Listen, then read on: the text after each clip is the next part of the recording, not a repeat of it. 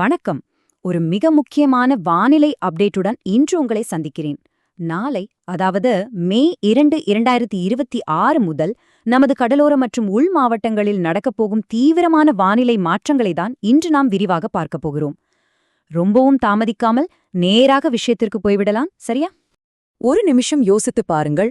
ஒரு பக்கம் சூறாவளி மழை, மணிக்கு 50 கிலோமீட்டர் வேகத்தில் சுழன்றழிக்கும் காற்று.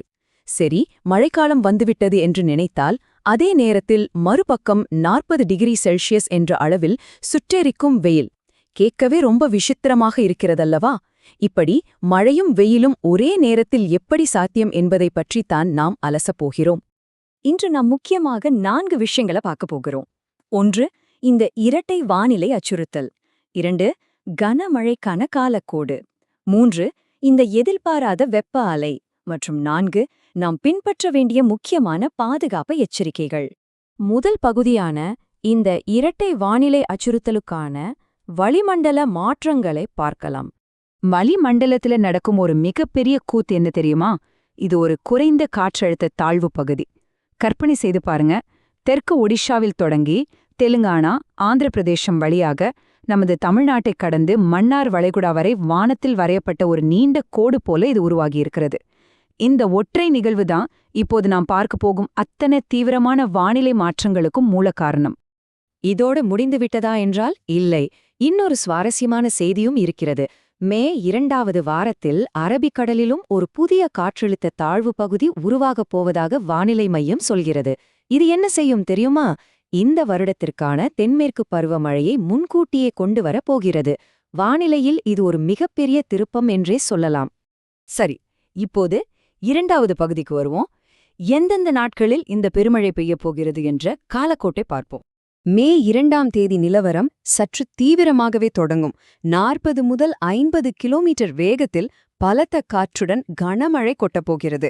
அப்படியே மே 3ஆம் தேதி பார்த்தீர்கள் என்றால் இந்த மழையின் முழு வீச்சும் மலைப்பகுதி மாவட்டங்களை நோக்கிச் செல்லும். அதன் பிறகு ஒரு வழியாக மே 7ஆம் தேதி வரை தமிழ்நாடு, புதுச்சேரி, காரைக்கால் பகுதிகளில் இடி மின்னலுடன் கூடிய மிதமான மழை தொடரும் என்று தரவுகள் தெளிவாக காட்டுகின்றன.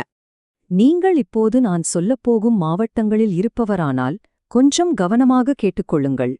மே 2ஆம் தேதி நீலகிரி, கோவைமுத்தூர், திருப்பூர், தேனி, திண்டுக்கல், ஈரோடு, சேலம் மற்றும் நாமக்கல் மாவட்டங்களில் நல்ல பலத்த காற்றுடன் கனமழை காத்திருக்கிறது.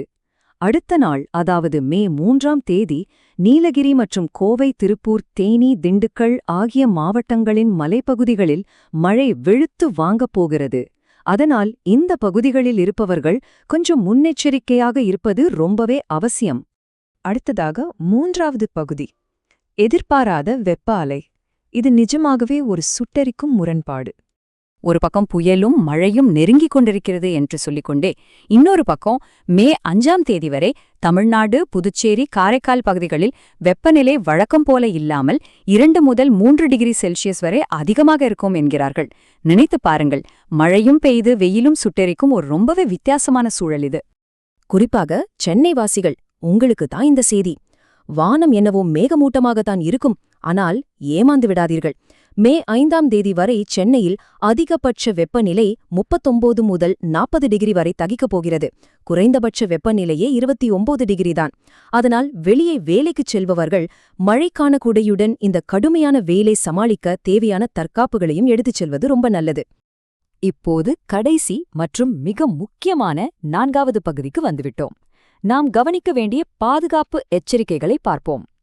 இது ஒரு நேரடி, மிக முக்கியமான அபாய எச்சரிக்கை. மீனவர்கள் எந்த காரணத்திற்கொண்டும் வடக்கு ஆந்திர கடலோர பகுதிகள் மற்றும் அதனை ஒட்டிய மத்திய, மேற்கு வங்கக்கடல் பகுதிகளுக்கு செல்லவே கூடாது என்று கடுமையாக அறிவுறுத்தப்பட்டுள்ளனர். கடலில் நிலைமை அவ்வளவு மோசமாக மாறப்போகிறது. ஏன் அப்படி சொல்கிறார்கள் என்பதற்கான காரணத்தை கேட்டால் உங்களுக்கே புரியும். கடலில் காற்று சாதாரணமாக வீசப்போவதில்லை. மணிக்கு 45 முதல் 55 கிலோமீட்டர் வேகத்தில் தொடர்ந்து வீசக்கூடும். சில நேரங்களில் இது 65 கிலோமீட்டர் என்ற அபாயகரமான வேகத்தை தொடும்.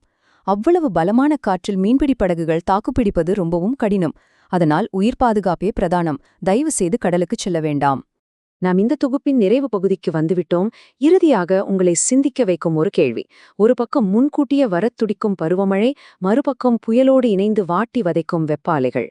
பருவநிலை மாற்றத்தால் ஏற்படும் இந்த தீவிரமான, கணிக்க முடியாத வானிலை முரண்பாடுகள் தான் இனி நம்முடைய அன்றாட வாழ்வின் புதிய இயல்போ? இந்த கேள்வியோடு இன்று நான் விடைபெறுகிறேன். பாதுகாப்பாக இருங்கள், எச்சரிக்கையாக இருங்கள், உங்களை நீங்களே கவனித்துக் கொள்ளுங்கள்.